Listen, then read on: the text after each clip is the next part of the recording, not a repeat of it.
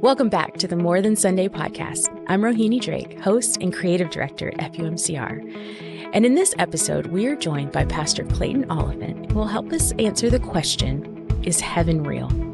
If you've ever had this question along your faith journey, I hope this conversation is helpful and insightful.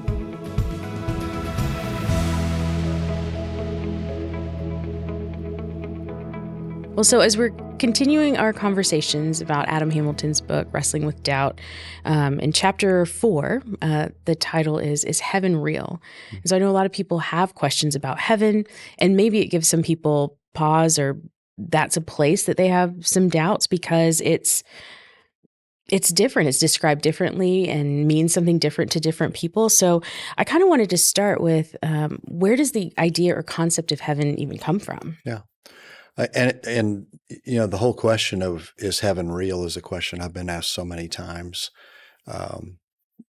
People have lost loved ones, or people just wrestling with their faith. So I think it's a great question.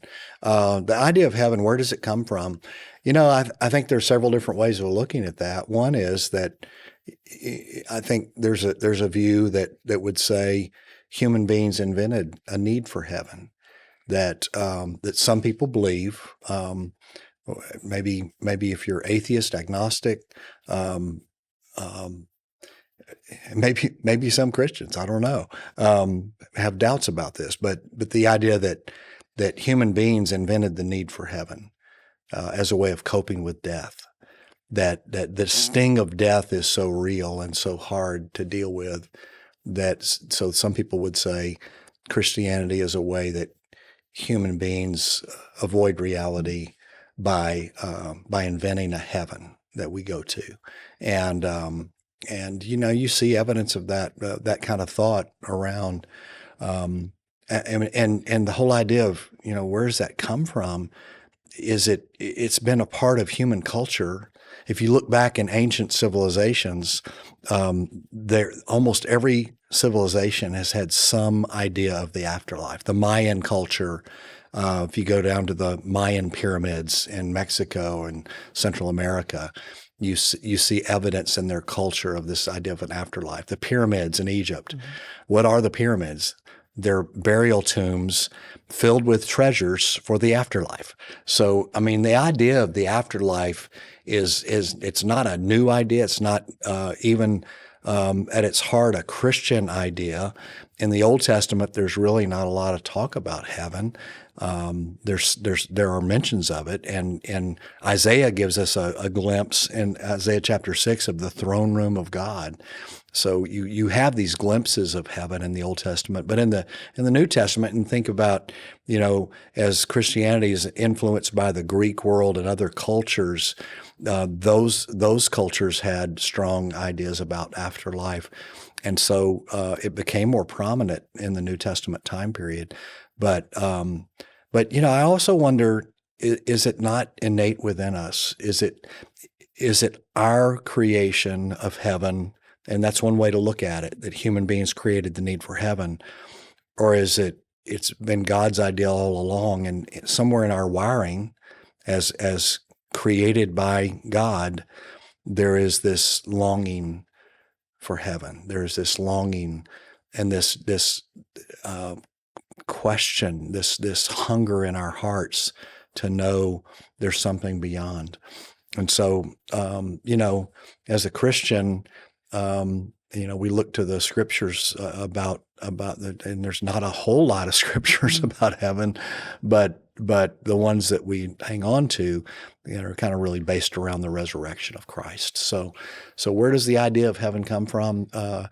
Some people say it's a human invention. As a follower of Christ, I'd say it's God's idea.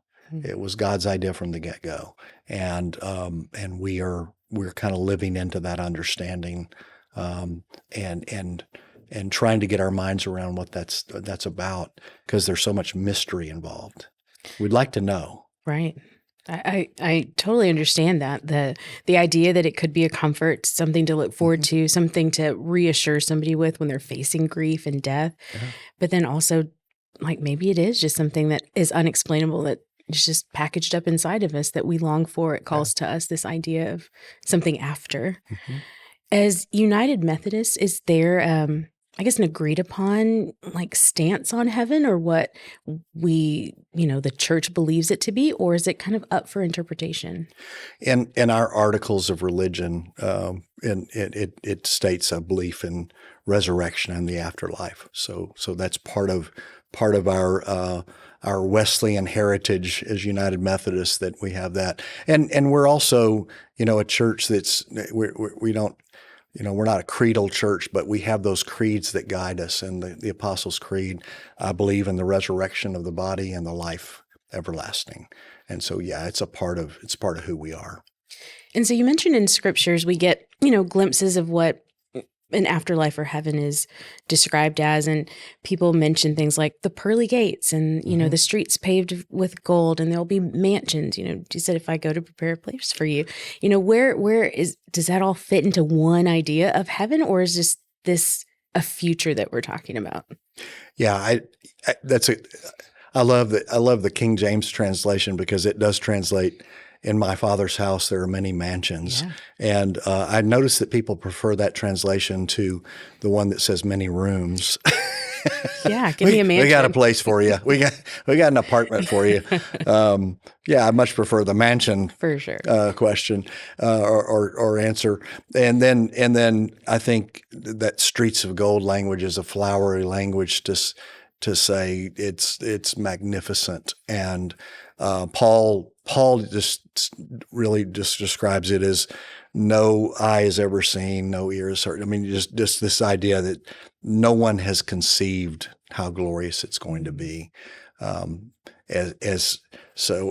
think that there are lots of different images of it. I like to think, when Jesus just said, "There's a place for you. I've prepared a place for you," that if you think about it this way, we have a place here, and every one of us has a role and a place in this world in one way or another. And the thought that of the continuation, we have a place here, and after we die, there's a place for us. And Jesus said it's with him. And I like that image very much. Just the simplicity of that. I don't know what that's like. And the Bible doesn't give us a whole lot of images other than those flowery ones that I think are more metaphorical, perhaps in nature.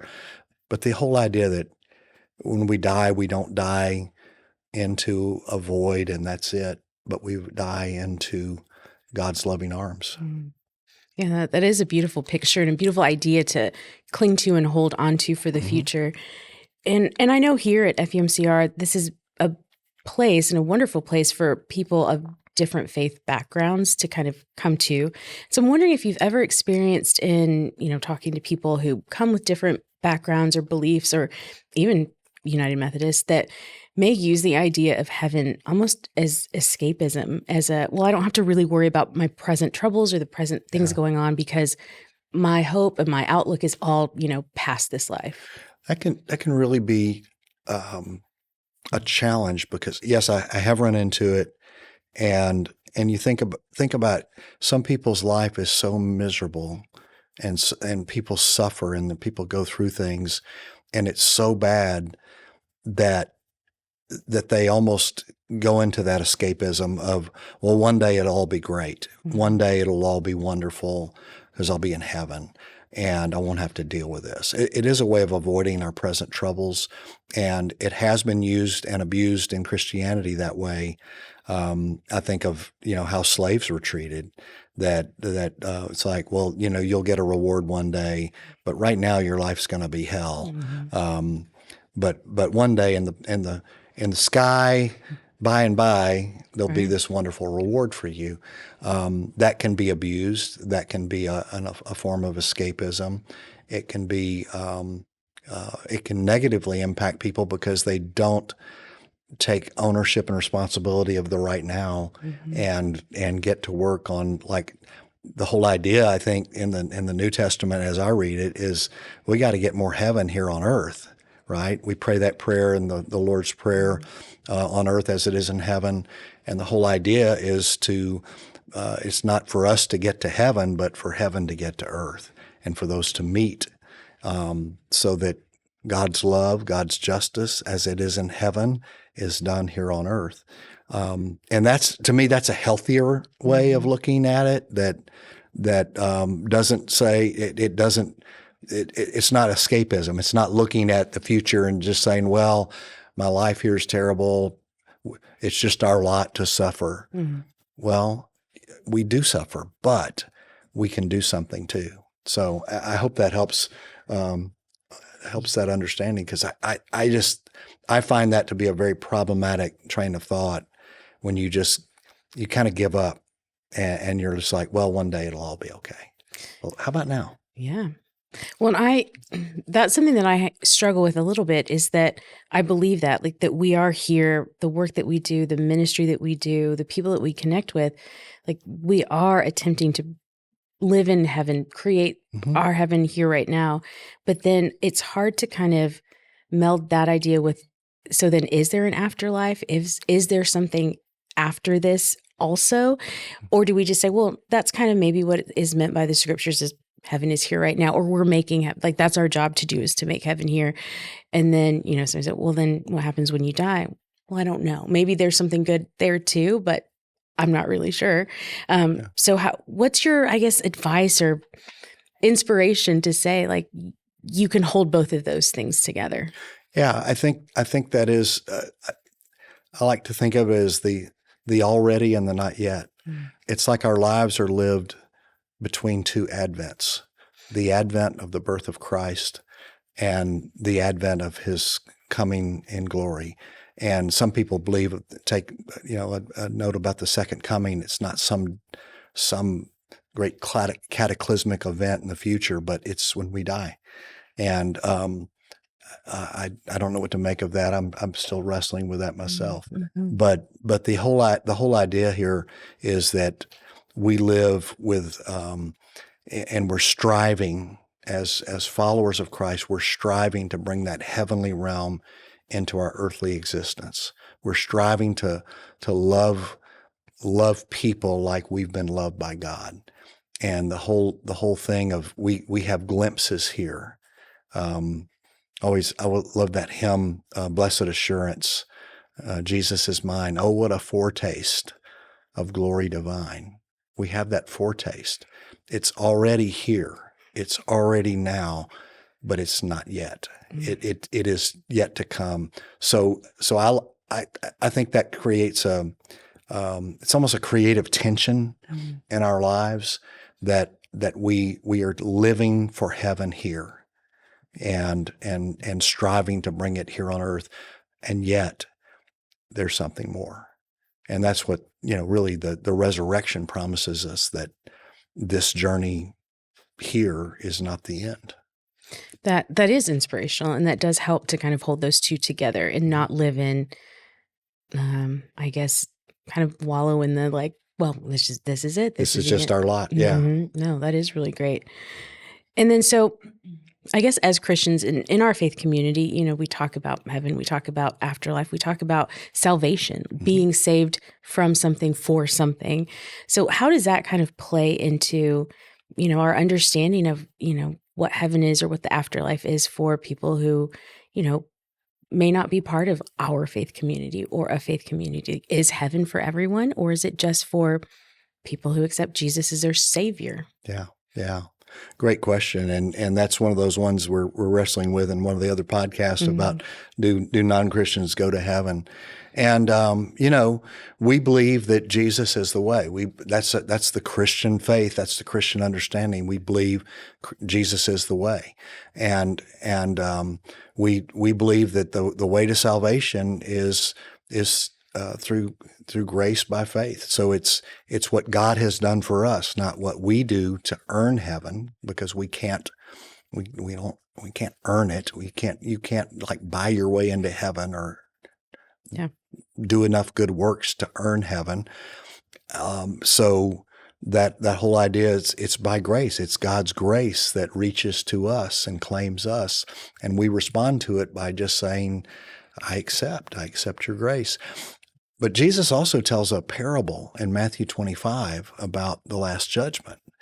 And he says that, that at the end of time, there's going to be this judgment, and Jesus will separate the sheep from the goats.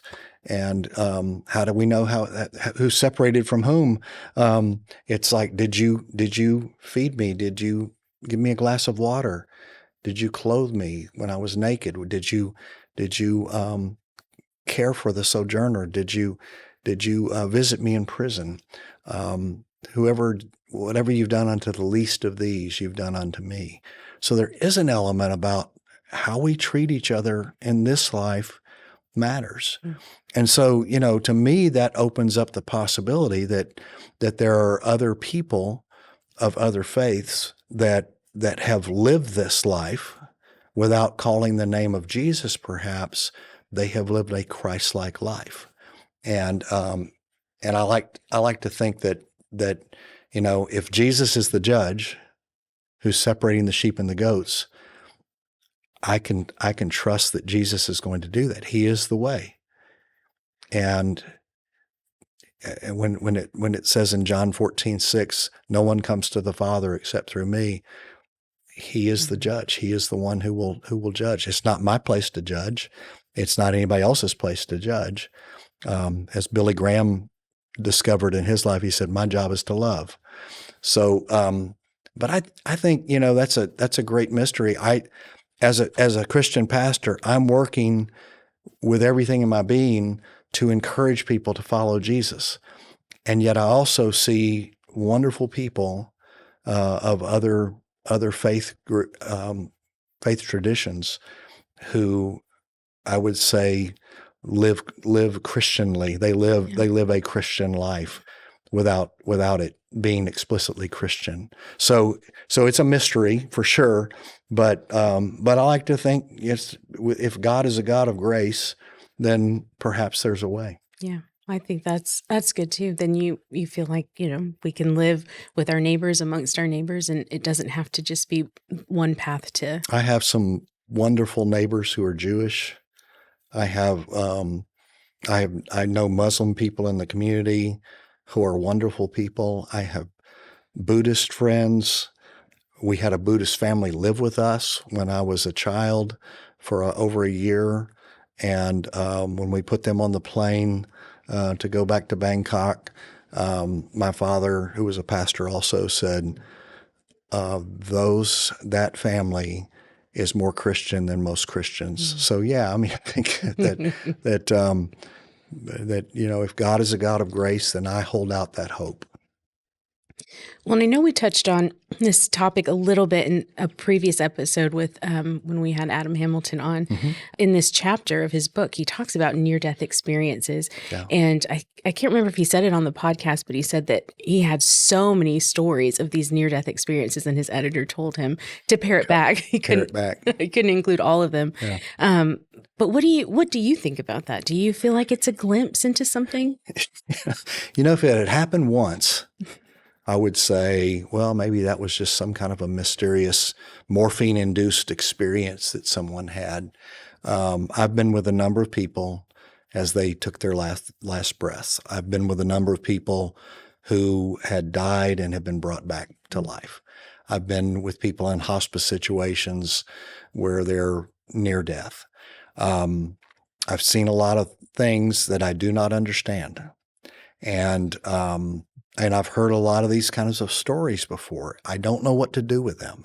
I really wrestle because in one sense it's so encouraging to hear these stories, and it has strengthened my faith in that there's something more. It has absolutely impacted me. My own father was dead on the way to the hospital with a heart attack, and they revived him 3 times. And he came out of surgery, and I'm sitting there by the bed, and he, they'd taken the tube out and stuff, and where he could talk, and he looked up, he woke up, and he looked at me, and he said, "There's more to the spiritual realm than we ever knew." Wow. And he talked about seeing his father, who died when he was 6 years old. I don't know what to do with that. other than receive it on faith, or, that encourages me. I think about a man in our church that died. He was a heart attack, and he was down for more than 30 minutes, and they had given up basically, and they said, well, let's just, one more time, and they shocked him, and it was after all those, way too long, that they brought him back. And I remember when he woke up and talking to him, he said, and he didn't really have words to express it almost. He just said, do you believe in an afterlife? And I said, yes, I'm inclined to do so. And he said, I was sitting with Jesus, and it was so peaceful, and it was so beautiful, and he was so loving. And he said, it's not time yet. And that's when they shocked me and shocked him and brought him back. And I don't know what to do with that other than those are two stories out of dozens of stories that I've experienced of people who have had experiences of seeing loved ones, of seeing Jesus, of describing being in heaven. It encourages me in my faith to think there's something more beyond. And a cynic would say, well, that's just their imagination. That's just the morphine or whatever else. I get that. But for me, it's been great encouragement. Yeah. If anything, it's just so hopeful to think that, people have experienced this. There's such a large collection of people that have experienced something very similar to each other. Yeah. Of something that's beautiful and better and feels better. And I like to live in that hope as well. That, again, don't know what to do with it, but it's something that sounds very beautiful. It does. So what do you think about animals in heaven? Do you think all dogs go to heaven? How could it be heaven without dogs? You know what I've said about that? It's like, they are so much a part of our lives. And you think about like family. Mm-hmm. I've heard Christians say, well, no, no one else has a soul, and there can't be pets in heaven. That's ridiculous. Only humans have souls. But if you're a dog lover, how could it be heaven without a dog? This family, I was just talking to them about burying their loved one and having the funeral, and one of them said, don't you know that she was 95 when she died, all 13 of her dogs are lined up at the gates waiting to greet her. Mm-hmm. She loved those dogs. She had 13 dogs over the course of 95 years. Mm. She didn't have 13 dogs at once. But my joke about that is with cats, because it's like cats, you could open the gates and they would like maybe act like, well, I don't know if I want to come in there with you or not. So I think I like to think, well, cats might hang out there, but I don't know if they want to. So. I agree. But yes, heaven without animals doesn't feel like a place most people would want to be. No. And so you've kind of mentioned that, heaven is this active thing that we do, that we can create. So what is your, kind of in closing, what is your encouragement or advice for us right here, right now? What do we do with the time that we have here to make heaven a reality? Yeah. To me, it's like you live your life in trust that it's there. I like to think about the Christian faith in this way. I think I mentioned to you earlier, it's the Christian faith, not the Christian fact. Mm-hmm. And so many of us want facts. And there's a leap of faith that we take. So the leap of faith for me is, I trust in the life, death, and resurrection of Jesus. And the same God, the scripture says in 2 Corinthians chapter 4, the same God who raised his son has promised to raise us up with him also. I think to live your life in trust that God's got you, because that's what that says to me. Mm-hmm. God's got me no matter what. In life and death and life beyond death, God's got you. and to strive in your life then to help bring God's kingdom here on earth as it is in heaven. That's the Christian journey. That's the Christian life. We're striving to live and share God's love, to live justly with our neighbors, to care for God's creation, to do all the things we can do to make life better here. And when our time comes, and the time comes for all of us, I always tell people the possibility of death is 100%. This is reality. This is not trying to escape that reality. The time will come for all of us, but to trust that when our time comes, God's got us. Well, I appreciate your time today in this really enlightening and hopeful conversation that hopefully can alleviate some doubts or send people on, a journey to continue to learn and be inspired for themselves and kind of figure out what heaven really is for each of us. Yeah. Thanks so much. Thank you. Thank you so much for joining us for this conversation. And I really hope you join us again next Wednesday for a new episode of the podcast where we'll be tackling the question, what happens when our prayers go unanswered? Where we'll be joined by Pastors Cheryl Bishop and Scott Luganville, who will discuss this topic and all the questions that many people have around it. Until then, take care, and I hope you have a wonderful week.